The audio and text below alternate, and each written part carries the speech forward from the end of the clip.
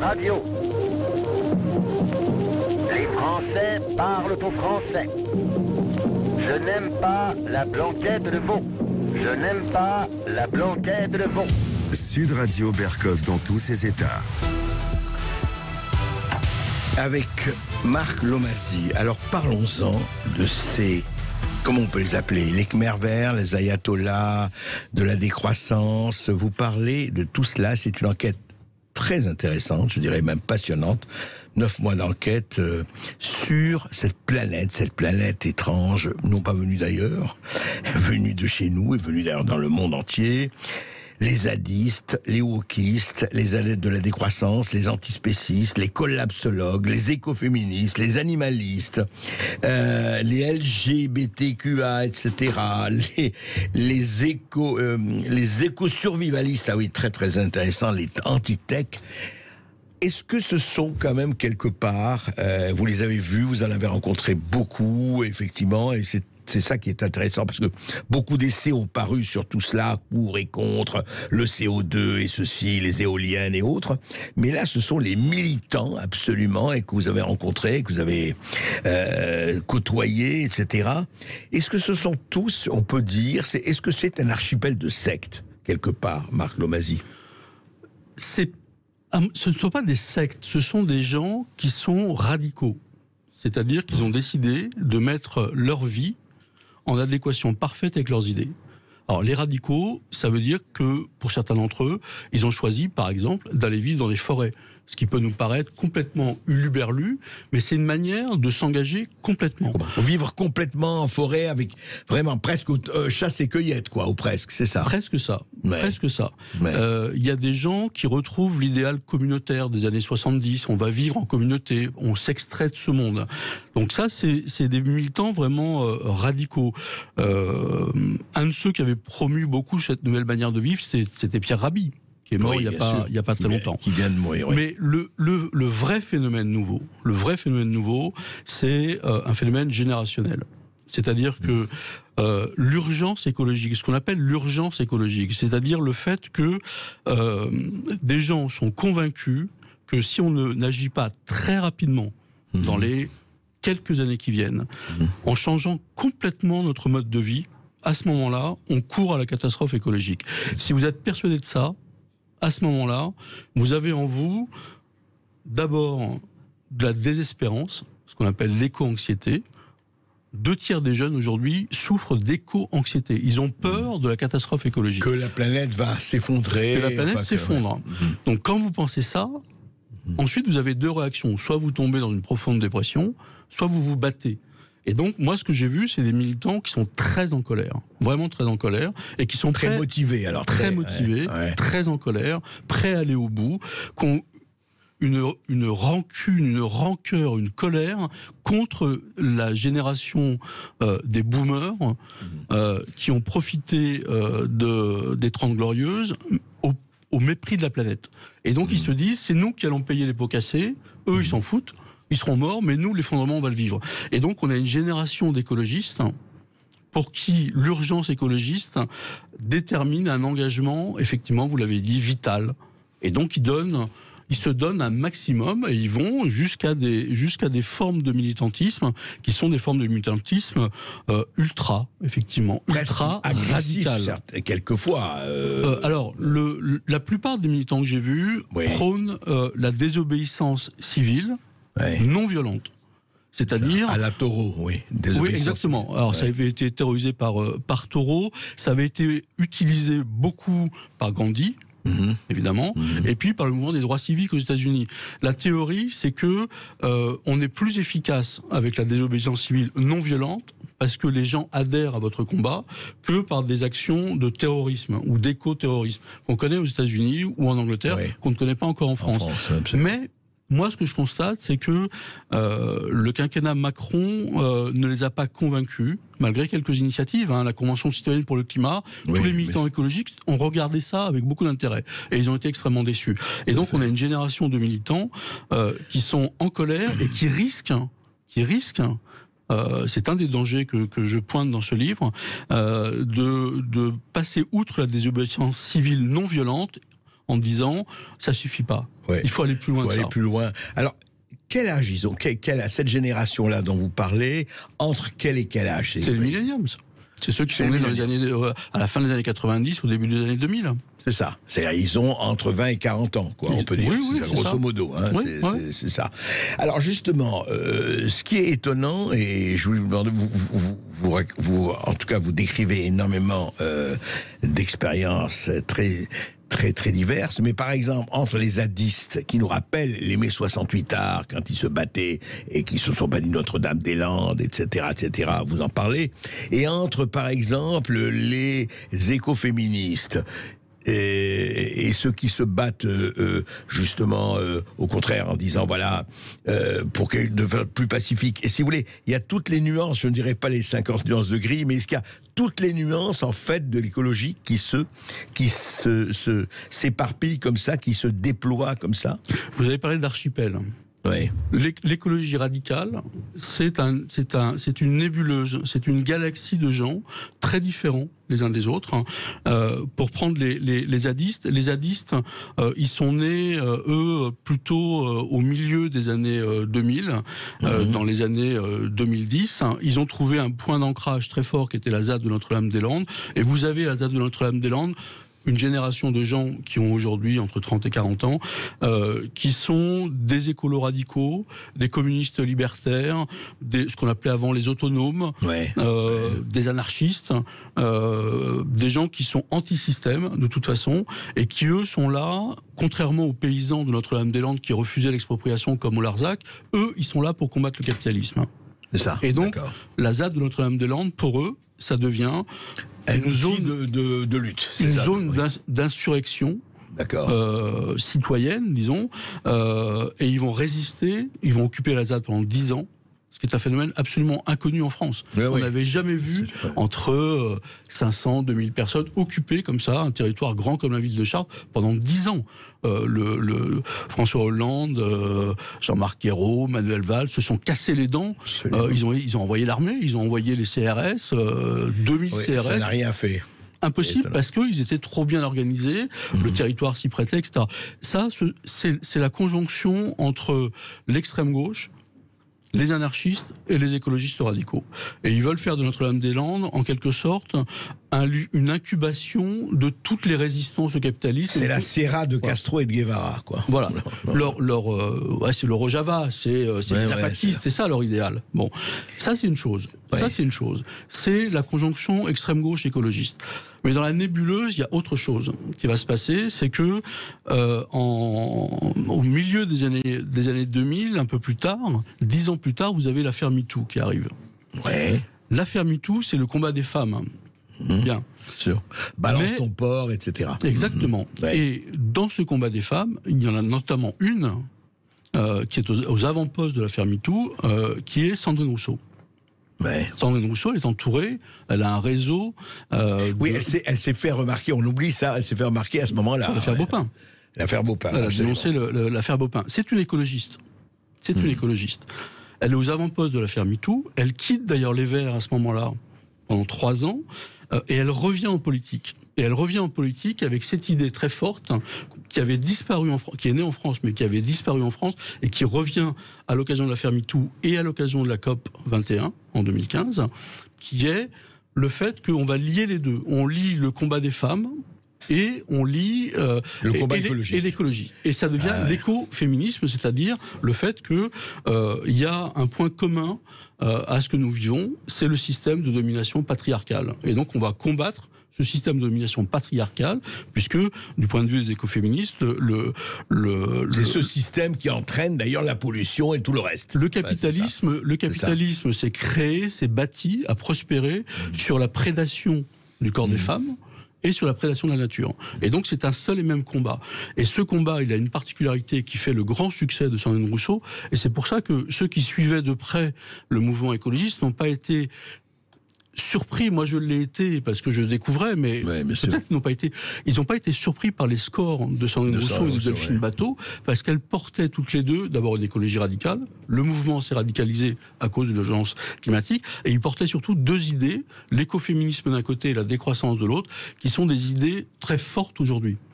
Et donc, voilà, ça c'est une deuxième grande famille de l'écoféminisme. C'est quelque chose qui a été inventé en France par une philosophe qui s'appelle Françoise de Beaune, personnage extraordinaire, une des figures dont je rappelle un des romans magnifiques, Je voulais être une femme. Extraordinaire roman, que j'avais lu il y a longtemps. Et qui avait écrit, qui a écrit des choses sur l'écoféminisme dans les années 70. Exact. Et ça avait disparu parce que... Mais en fait, ce sont les idées 68 art qui reviennent à la surface. Il y a beaucoup d'idées des années 70 qui reviennent à l'occasion de l'urgence. Par exemple... La décroissance, les maîtres penseurs de la croissance, c'est des gens qu'on a un peu oubliés aujourd'hui, mais qui reviennent. En tous les cas, les jeunes que j'ai rencontrés les lisent. C'est des gens comme Ivan Illich, Jacques Ellul, Bernard Charbonneau, des gens comme ça, qui ont beaucoup inspiré toute une génération d'hommes politiques, à commencer par René Dumont, par exemple, et qui reviennent. Alors c'est très étonnant, parce que dans le livre, à plusieurs reprises, je dis ça, je dis, ce qui se passe aujourd'hui me rappelle le bouillonnement contestataire des années 70, et en plus, vous avez des gens, des intellectuels, qui reviennent très fort, et qui sont, les précurseurs de l'écologie d'aujourd'hui. On va continuer à en parler après cette petite pause, à tout de suite. Et parce qu'ici, l'écologie n'est pas dogmatique, vous nous appelez au 0826 300 300, à tout de suite. Marc Lomasi est avec nous, Ultra Écologicus. C'est vrai que cette nébuleuse, cet archipel, appelons-le comme on veut, de gens, de milliers, de dizaines de milliers, je ne parle que de la France, parce que si dans le monde, il se compte par millions, effectivement, de gens qui ont envie de vivre autrement, de toutes les manières, et effectivement, opposant quelque part les gens qui disent, mais la technologie va régler beaucoup de choses et pratiquement tout, et les autres qui disent, non, si on ne change pas de vie, si on ne fait pas la décroissance, si on n'arrête pas un certain nombre de choses, on est mort, effectivement.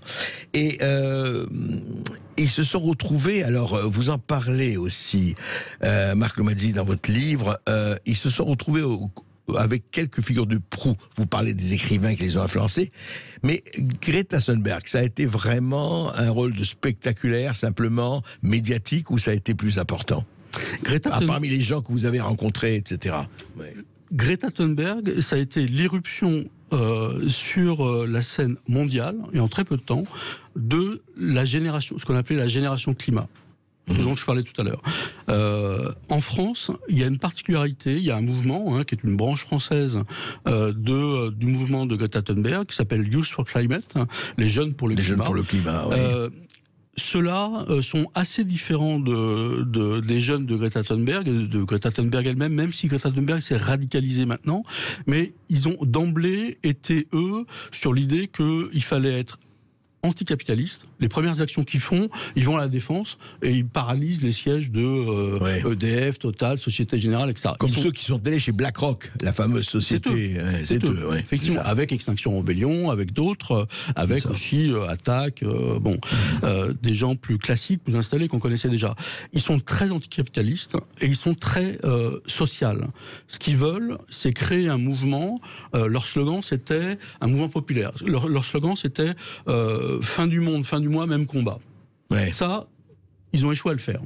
Dans les banlieues, clairement, ça n'a pas pris. Les gens des banlieues ont d'autres réseaux de solidarité entre eux.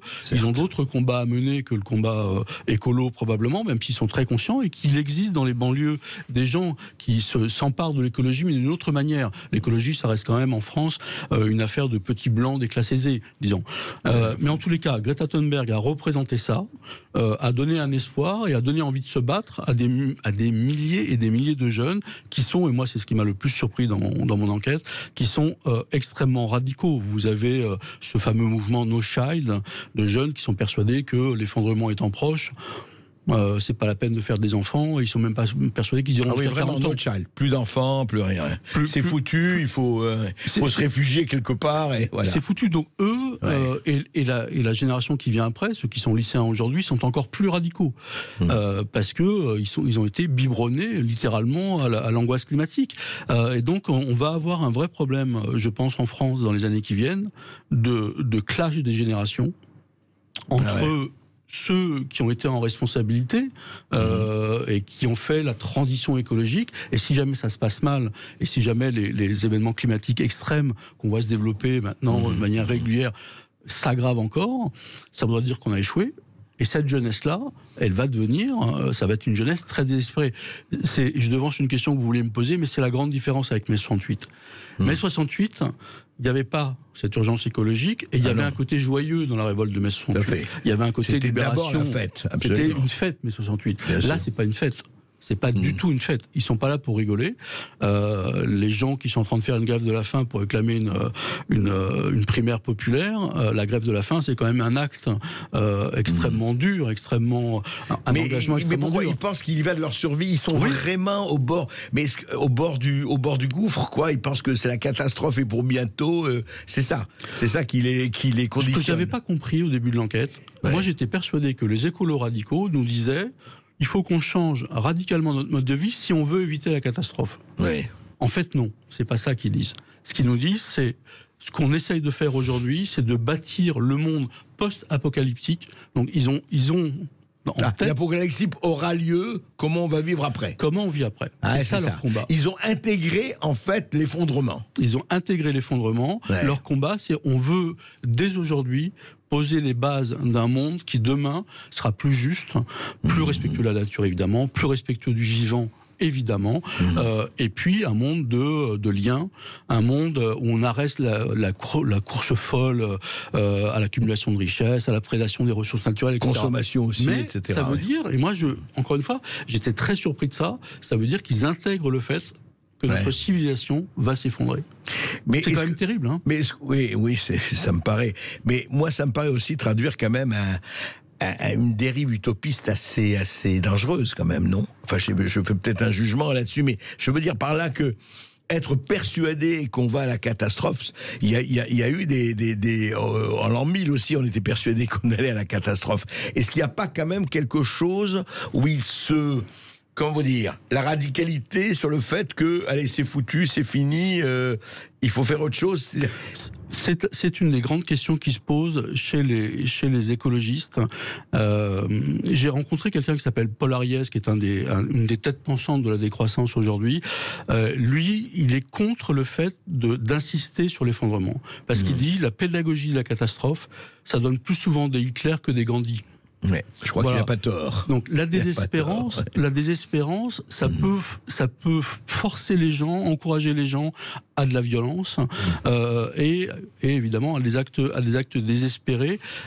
Et donc lui il dit il faut construire un autre récit. Il faut commencer par imaginer quelque chose d'autre, sortir du scénario à la Mad Max pour essayer d'imaginer un monde qui soit un monde un peu plus vivable et plus harmonieux, même si c'est après la post-catastrophe. Puis un monde qui nous fait envie. Un monde qui nous fait envie. Parler de monde post-apocalyptique, ça fait pas envie. Donc il dit essayons d'imaginer des mondes de demain qui soient vivables, enviables, joyeux. Et il est suivi, lui. Enfin, il y a des gens qui pensent comme lui. Il est ou pas. Je vais vous dire une chose qui va peut-être vous surprendre, mais la décroissance en France est majoritaire. La décroissance est majoritaire. Hein, c'est-à-dire que vous avez une majorité de Français, quand vous regardez les études d'opinion, qui pensent qu'effectivement, il faut sortir du monde actuel. Et de notre mode de vie, où on consomme beaucoup trop, on gaspille beaucoup trop, l'obsolescence programmée, etc. Il faut sortir de tout ça pour construire un monde différent. Et ce qui est intéressant dans les études d'opinion, c'est que la décroissance, elle est partagée évidemment à gauche, mais aussi à droite. Et par exemple, vous avez dans la décroissance quelque chose de très fort qui est la dimension spirituelle de la décroissance. C'est-à-dire que l'accumulation de richesses, c'est de l'hubris. C'est l'homme qui sans cesse veut plus, veut la satisfaction de ses besoins immédiats.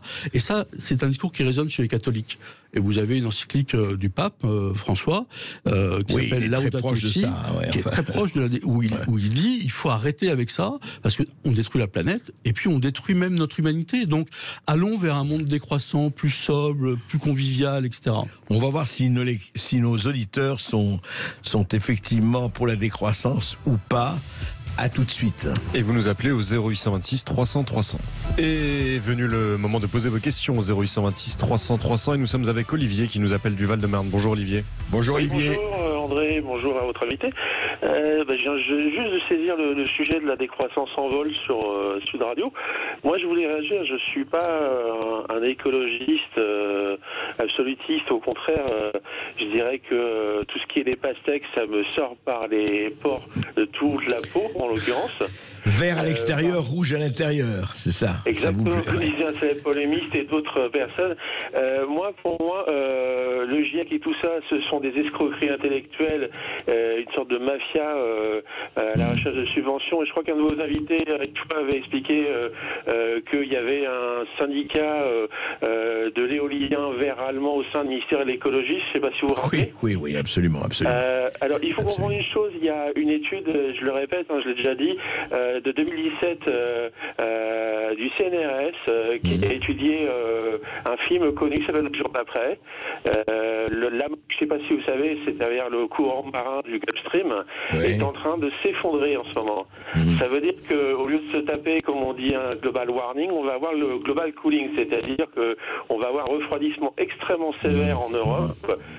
On sait que ça va arriver. On sait que le Gulf Stream est important parce que c'est un courant chaud qui vient du côté des Antilles et Bahamas et qui remonte, voilà. Oui, mais Olivier, je voudrais pas qu'on s'appesantisse là-dessus. Vous réagissez, vous disiez, je ne suis pas un écologiste absolutiste, et là on l'a compris. Je trouve que c'est démago, et on a des gens c'est une religion qu'on veut nous imposer. Tous ceux qui sont pas dans les clous, on va pas les brûler en place publique, malheureusement, mais on va les ostraciser. Voilà. Mais c'est vrai que moi, je préfère dire clairement, je préfère me prévenir d'un refroidissement qui arrivera peut-être pas de mon vivant, on sait jamais, mais déjà si on a la MOC qui est en train de s'effondrer, le Gulf Stream, il va falloir vraiment s'inquiéter. Oui, enfin, ça ce n'est pas pour demain, mais pour vous alors, si j'ai bien compris, si je résume, on va pas passer l'heure sur le Gulf Stream, mais est-ce que pour vous, donc cet écologisme-là dont on décrit, pour vous, vous n'êtes pas, c'est quelque chose que vous rejetez ou pas? C'est surtout une manipulation intellectuelle pour placer d'autres sujets. Quand on voit les pastèques en France, ce ne sont pas des écologistes au sens propre du terme. Ils voyagent en voiture, ils prennent l'avion pour se déplacer, contrairement à ce qu'ils disent. Et puis ce sont des gens qui ont des trains de vie supérieurs au monsieur de la campagne. Alors justement, Marc Lomasi, vous les avez rencontrés. Est-ce que ce sont tous des gens où il faut vraiment nuancer cela, qui sont en voiture, qui prennent l'avion, comme effectivement certains défenseurs de l'écologie côté showbiz, ou effectivement pas du tout, il y a des gens extrêmement simples et basiques, enfin je ne dis pas pauvres ou pas pauvres, c'est pas le problème, mais ceux que vous avez rencontrés appartiennent-ils à cette mouvance un peu de pause POSE ou pas du tout? Non, je le redis, ce sont des gens qui mettent leur vie en adéquation avec leurs idées. Et donc, certains d'entre eux n'hésitent pas à changer carrément de vie. Ils étaient effectivement profession intellectuelle, dans les services, comptables, etc. Et tout à coup, ils partent vivre en communauté dans les monts du Cantal, dans une communauté où ils font de la permaculture, etc. pour ne pas avoir d'empreinte écologique. Ils mettent vraiment leur vie en accord avec leurs idées. Oui. Et ils prennent des risques. Je donne un exemple. Léna Lazare. Léna Lazare, c'est une de celles qui a fondé en France la branche française du mouvement de Greta Thunberg. Elle était étudiante en sciences à la Sorbonne. Elle a tout plaqué et maintenant elle se dirige vers l'agroécologie. Et donc voilà, ce sont tous des militants et comme tous les militants, ils veulent pas avoir de contradiction entre ce qu'ils pensent et ce qu'ils font. Donc ils ont pas ils partent plus en voyage à l'étranger ou très peu. Ils passent leurs vacances en France. Ils mangent pas de viande, etc. Ils sont la plupart sont véganes. Beaucoup sont véganes. Oui. Beaucoup sont véganes parce que effectivement l'agriculture intensive c'est l'ennemi de l'écologie politique. En général, et de l'écologie radicale encore plus, avec des mouvements très, très, très durs. Mais de manière globale, quand même, ce qu'on peut dire, pour nuancer un petit peu ce que je viens de dire, c'est que le grand problème de l'écologie, et de l'écologie radicale aussi, c'est que ça reste quand même un mouvement des enfants de la classe aisée. C'est ça, bien sûr. Et urbaine. Urbaine, bien sûr. Ils ont beaucoup de mal dans les milieux ruraux, qui sont évidemment plus proches des agriculteurs. Donc la dénonciation très violente de l'agriculture, ça heurte les gens qui vivent évidemment à la campagne. Et ce sont des gens qui ont du mal à être autrement qu'en porte-à-faux dans les cités, dans les banlieues. Par contre, il faut le signaler, il y a dans les banlieues, si on prend l'exemple de l'écoféminisme, il y a des femmes dans les banlieues qui sont des femmes écoféministes, qui sont en prise directe avec la réalité dans les quartiers. On peut citer Fatima Wassak, qui a créé des collectifs de femmes qui s'appellent Front de Mer, qui rassemblent des collectifs de femmes qui s'occupent de tous les problèmes liés. Et qui ont en plus des problèmes entre femmes et hommes, etc. Il y a aussi des problèmes de... Ils s'occupent de... On rejoint l'intersectionnalité. Ils s'occupent de tous les problèmes, toutes les discriminations. Il y a Fatima Benomar, l'ancienne de Ni pute ni soumise, qui aujourd'hui, avec les indignés, c'est un mouvement ancré dans les... Mais ils sont moins dans l'écologie, ceux-là, franchement. Ce sont des écoféministes. Ouais. Ce sont des écoféministes. Ouais. Mais globalement, l'écologie reste quand même, et c'est leur problème, quand je disais, ils essayent d'imposer ce slogan fin du monde, fin du mois, même combat, ils ont beaucoup de mal. Ah oui, mais parce que... l'écologie radicale... Je comprends. Il y a deux écologies en France. Il y a l'écologie de gouvernement, incarnée, si on veut, par Yannick Jadot. Eux, ils souhaitent gouverner. Comme le font les Grünen en Allemagne, ils veulent être au gouvernement et ils veulent faire cette transition écologique. Très bien. Pour l'instant, ça a été un échec, il faut bien le dire. La démission spectaculaire de Nicolas Hulot, disant qu'il était seul et qu'il ne pouvait rien faire, ça marque pour les écologistes radicaux, ça sonne le glas de cette écologie de gouvernement. Et puis il y a l'autre écologie qui est radicale, elle ne veut pas gouverner. Ce qu'elle veut, c'est celle de votre livre. C'est parce que vous n'avez pas tellement traité, c'est pas la gauche du gouvernement. Non, moi c'est les écologistes radicaux, parce que je pense que c'est la dynamique actuelle. Il y a en France, pour le dire très très vite, il y a en France deux phénomènes très importants. Il y a le repli identitaire. Beaucoup de Français pensent que tout fout le camp.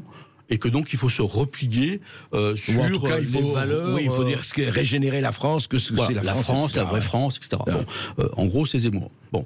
Et puis il y a l'autre mouvement, moins médiatique, mais aussi important, qui est la crise écologique crée un sursaut de conscience des gens qui pensent qu'effectivement on va à la catastrophe et qu'il faut tout changer. Voilà, je connais.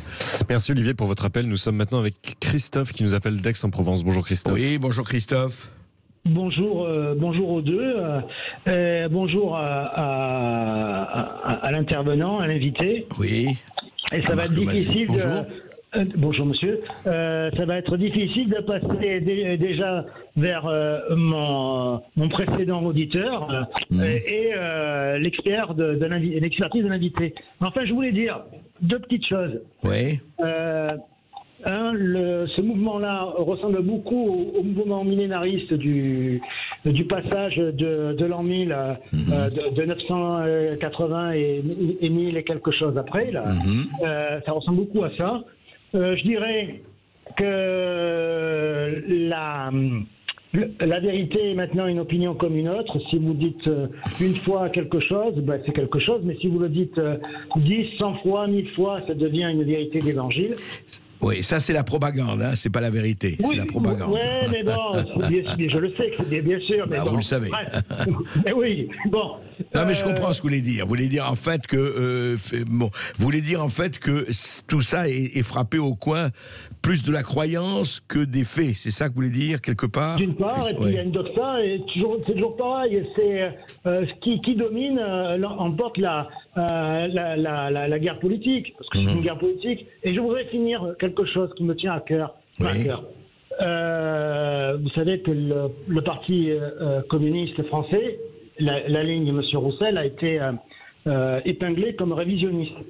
Oui. Bon.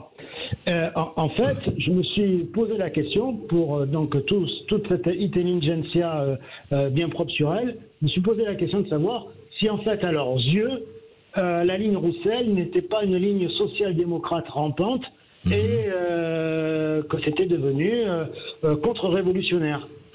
Quelque part, le Parti communiste français ne serait plus révolutionnaire. C'est ça le nœud de la question. Oui, alors, je ne sais pas si Marc Lomasi... Alors justement, je voudrais juste étendre la question de Christophe. Est-ce que les gens que vous avez rencontrés, tous ces ultra-écologicus, etc., au-delà du parti écologiste lui-même, parce qu'on peut se poser la question, est-ce que l'écologie n'est pas partout ?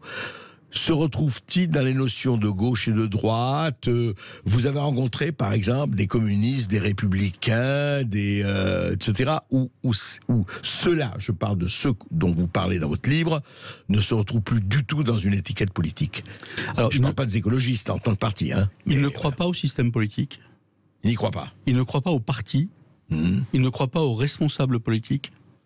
Ils pensent que tous les responsables politiques, et là encore il y a une question de génération, sont des gens qui ont été, qui sont pour la croissance. Eux sont contre la croissance. Ils sont pour. Alors même les partis de gauche, les sociodémocrates sont pour la croissance. Bon, Emmanuel Macron est pour la croissance. Les communistes aussi, hein. Voilà. Alors, c'est très proche de l'extrême gauche. Tous ceux que j'ai vus sont très proches de l'extrême gauche et sont même proches des théories anarchistes. J'ai entendu parler d'auteurs que, j'avoue, moi je connaissais pas, Kropotkin, Bakounine, oui, voilà, des gens comme ça. Il y a des jeunes qui vous parlent de ça. Bon, Murray Bookchin, grand anarchiste américain. Bon, donc ils sont très proches de l'anarchie. Ils sont anti-système, très proches de l'anarchie, très proches de l'extrême gauche. Et je reviens à Europe Écologie Les Verts. Donc vous avez au sein d'Europe Écologie Les Verts une tension très forte entre les écologistes pragmatiques, plus proches de la social-démocratie, et puis vous avez les écologistes... les anarcho-gauchistes, quoi. Si et on puis, peut dire, une écologie radicale, révolutionnaire, sociale, écoféministe, etc., décoloniale. Bon, Sandrine Rousseau est assez proche de l'extrême gauche. Donc je pense que la question qui se pose aujourd'hui, c'est de savoir si effectivement la crise écologique se poursuit et s'aggrave. Est-ce qu'il ne va pas y avoir demain une espèce de pôle de radicalité qui va se créer entre l'extrême gauche, la France insoumise, et puis les écologistes radicaux, une nouvelle force politique qui unirait, et au fond... C'est ce qu'espèrent un certain nombre de gens, dont la France insoumise. Et au fond, on peut se demander si la primaire populaire, si elle avait lieu, un Mélenchon, par exemple, moi je me pose la question de savoir s'il ne pourrait pas fédérer ce pôle de radicalité qui inclurait les écologistes radicaux. Sauf que ce qui n'est pas pour le moment, et ce qui n'est pas aux yeux même de ces gens-là, et ce qui ne fait pas partie du système. C'est tout le problème. Je veux dire, moi ce qu'on m'a dit beaucoup, c'est que au sein d'Europe Écologie Les Verts, il y a des figures, Julien Bayou par exemple, qui vient de Jeudi Noir, qui vient des milieux radicaux. Pour les écologistes radicaux, c'est une figure d'espoir. Il y a des gens comme Clémentine Autain, il y a des gens comme Ruffin. Pour eux, voilà, ça incarne une parole forte, radicale, et s'il devait y avoir un débouché politique, encore une fois, ils n'y croient pas beaucoup, c'est vers là qu'ils iraient. Oui. Encore ne faut-il pas se heurter au terrifiant pépin de la réalité, on en reparlera. Et nous allons maintenant dans le fief historique de Sud Radio Toulouse avec Bodo, mais attendez, on va se retrouver dans un instant, puisqu'on fait une courte pause et on se retrouve avec Bodo. Et donc nous allons à Toulouse, comme je vous le disais il y a quelques instants, avec Bodo. Bonjour Bodo. Oui, bonjour. Bonjour à vous et à l'équipe du studio. Bonjour Bodo, on vous écoute. Oui, alors je vais déjà vite me présenter. Donc j'ai 45 ans et je suis activiste chez Extinction Les Réveillons. Oui. Donc je suis un peu, on va dire, dans une tranche d'âge entre les personnes dont vous avez majoritairement parlé, donc c'est-à-dire la jeunesse révoltée par la débâcle environnementale, on va dire, et bon, votre génération à vous, c'est-à-dire les boomers, pour parler rapide. Boomers, tout à fait, exactement. Et donc je suis peut-être un peu atypique, étant un peu à cheval comme toute ma génération. Oui. Et il faut dire que moi je suis absolument solidaire avec la jeunesse. Et je voulais revenir à plusieurs trucs qui ont été dits dans votre émission. Allez-y. Alors, premièrement, je me demande qu'est-ce qui vous permet de presque affirmer que, en fait, l'effondrement n'aura pas lieu. Vous en parlez comme si c'était une éventualité très improbable, quand même. À vous entendre parler, on a l'impression que les choses sont quand même amenées à continuer comme ça a toujours été le cas, un peu business as usual, quoi. Donc, oui, allez-y. Vous voulez réagir ou je continue? Non, continuez. Pour agir comme ça. Okay. Donc voilà, par rapport à ça, il suffit quand même de regarder toutes les études qui sont faites, que ce soit le GIEC ou d'autres organismes, qui disent tous, attention, en fait, même si on arrête les conneries, on va dire, pour paraphraser, aujourd'hui, ça va être juste et chaud pour s'en sortir. Or, on voit très bien que après chaque sommet pour le climat, en fait, les choses reprennent de plus belle. C'est-à-dire le but assumé de tous les gouvernements du monde reste la croissance économique, l'industrialisation, etc., etc.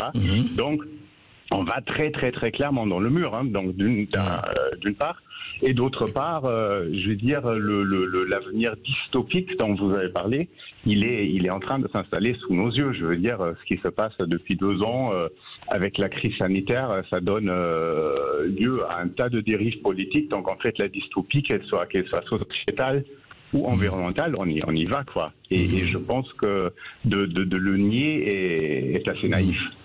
Oui, d'abord, écoutez, moi je vais répondre juste rapidement, mais je vais laisser répondre Marc Lomasi.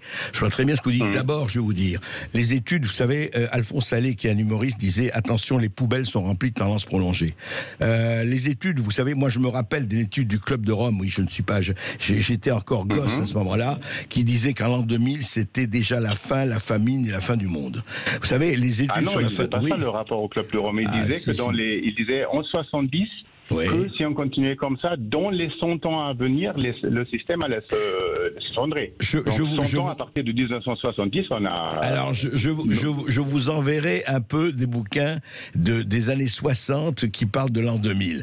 Mais enfin, au-delà de ça, tout le problème, effectivement, vous, et je comprends très bien, et je respecte, vous dites, effectivement, on va vers l'effondrement. D'ailleurs, c'est ce qu'a dit Marc Lomasi. Enfin, c'est ce qu'a dit Marc Lomasi à travers les gens qu'il a rencontrés. Mais est-ce que véritablement on peut l'affirmer? Alors vous pensez que oui, il faut être aveugle pour ne pas le voir. Est-ce que c'est vraiment le cas? Justement, excusez-moi, justement parce que vous parlez effectivement des études scientifiques et tout, et je vous rejoins là-dessus. Moi-même, je suis assez circonspect. Par contre, là où je suis pas du tout circonspect, c'est mon ressenti et c'est ce que je vois de mes propres yeux. Donc en fait, on n'a qu'à se balader, que ce soit dans la nature ou dans des endroits urbanisés. Toutes les surfaces sont de plus en plus bétonnées, il n'y a plus rien qui respire. Si vous allez vous balader dans les champs, vous allez voir qu'il y a une pauvreté affligeante d'espèces. Vous allez aux abords des champs, il y a peut-être 4-5 espèces végétaux qui vont pousser, tout le reste c'est zigouillé par les pesticides. Enfin, il y a beaucoup de où aller dans la montagne où vous avez des phénomènes d'érosion dus aux pistes ski de partout. Je veux dire, il suffit juste de se balader dans le monde en gardant les yeux un peu ouverts. De regarder nos pare-brises quand on prend la voiture en été, il y a plus d'insectes écrasés dessus.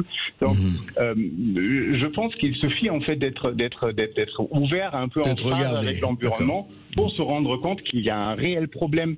D'accord. Marc Lomasi. Alors, sur l'effondrement, il faut voir ce que disent les scientifiques par rapport à ce que disent, que j'appelle dans le livre, et ce qu'ils s'appellent eux-mêmes les collapsologues, c'est-à-dire ceux qui étudient la possibilité d'un effondrement de notre société. Ce qui est sûr, c'est que l'un des plus connus des collapsologues français, Yves Cochet, quand il dit que elle est probable, cet effondrement de la civilisation globale, un effondrement global de la civilisation, tout s'effondre dans le monde entier, probable en 2025 et certains en 2030, tous les scientifiques disent ça, non. Clairement, non. Il y a un problème d'échelle de temps. J'ai eu longuement Jean Jouzel au téléphone qui, lui, il dit très précisément, dans les projections qu'on fait, effectivement, si on ne change rien, on a un vrai problème à partir de 2050. Au milieu du siècle, on a un vrai problème, et là, on n'échappera pas à un effondrement. Mais lui, il dit, il y a des possibilités de s'en sortir. Et de toute façon, il y a des choses... Pardon, excuse-moi. Il y a une deuxième chose que disent les scientifiques, c'est que, et là, monsieur a raison, l'auditeur a raison, c'est qu'il y a un certain nombre de choses qui sont d'ores et déjà irréversibles. Vu la quantité de gaz rejeté dans l'atmosphère, la fonte des glaces polaires, les courants dont on parlait tout à l'heure, tout ça est irréversible. Donc on va vers une forme d'effondrement. Mais et au sein même des collapsologues, ils ne sont pas d'accord entre eux, et certains disent... Si effondrement il y a, et c'est très probable qu'il y aura effectivement des formes d'effondrement, il ne sera certainement pas général, global, partout de la même manière. C'est-à-dire que des pays tempérés comme la France ne subiront pas l'effondrement comme d'autres pays. Comme le continent africain. C'est pas la planète qui explose. Enfin, Jean Jouzel dit... 4 degrés ou même 2 degrés d'élévation de la température moyenne, c'est plus 8 degrés au sol, plus 8 degrés, alors il me le disait en rigolant parce qu'il est breton, plus 8 degrés en Bretagne. Bon, c'est la Côte d'Azur. C'est la Côte d'Azur. Bon, voilà. Par contre, plus 8 degrés dans un pays subsaharien, il n'y a plus de vie. Donc voilà, donc il y a des régions entières qui risquent d'être inhabitables avec des problèmes qui vont aller avec, c'est-à-dire les réfugiés climatiques. On parle de plusieurs centaines de millions de réfugiés climatiques. Oui. Donc il va y avoir des vrais problèmes. Et ce que je dis moi, c'est que moi je ne sais pas, je ne suis pas scientifique, donc écoutons ce que nous disent les scientifiques et prenons les mesures. Et c'est vrai, là encore, monsieur a raison, c'est que les COP qui se suivent et ont malheureusement tendance à se ressembler, c'est que les mesures qui sont prises ne me semblent pas à la hauteur de l'enjeu. Et c'est bien ce qui provoque la radicalisation du mouvement écologique. Mais ce n'est même pas à la hauteur de l'enjeu, puisqu'il n'y a pas de sanctions. Toutes les COP, on le sait très bien, qui sont les grands pollueurs? C'est pas la France, faut pas exagérer, c'est la Chine, c'est la Russie, c'est l'Asie, enfin, etc., et l'Amérique, évidemment aussi. Mais une chose quand même, et on va revenir au fond, et on va conclure là-dessus. En fait, vous posez le problème, vous avez les gens que vous avez vus dans votre livre, et encore une fois, c'est très intéressant de les écouter, parce qu'ils disent effectivement, ils posent le problème, et ils ont raison de le poser. Et puis les gens qui disent, attendez, le jour où on arrivera à détourner les nuages pour faire pleuvoir sur le Sahara, et on pourra faire ce qu'ils disent, je ne dis pas ils ont raison, moi aussi je ne suis pas scientifique, mais les gens qui disent oui, la technologie va quand même nous sauver, elle nous a sauvés depuis des millénaires, elle continuera à le faire, ou pas. Je crois que c'est ça, je crois, Marc Lomazy. Alors là, pour le dire franchement, j'étais très surpris de voir qu'il y a une lutte idéologique entre les scientifiques d'un côté, qui rejettent absolument ce qu'on appelle la géo-ingénierie, le transhumanisme, toutes ces idées-là, et un certain nombre de gens qui sont pour beaucoup issus de la Silicon Valley. C'est Elon Musk, c'est Bill Gates, etc. Les scientifiques mettent aujourd'hui en garde contre ces marchands de rêves que sont les grands entrepreneurs de la Silicon Valley, parce qu'ils ont aussi, eux, c'est un monde de logiciels, c'est un monde de big data, c'est leur business en quelque sorte.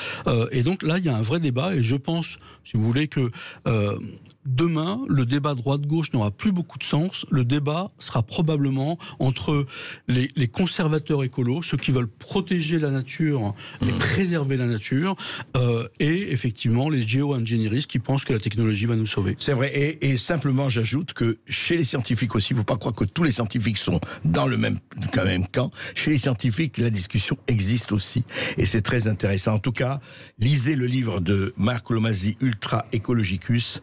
Vous en connaissez, vous les côtoyez. Il faut savoir ce qu'il pense, et il le dit très bien. Votre livre qui est publié chez Flammarion, et j'invite tous nos auditeurs à réécouter aussi l'émission avec Guillaume Pitron qui parlait de la pollution liée au numérique. On vient d'en parler à l'instant.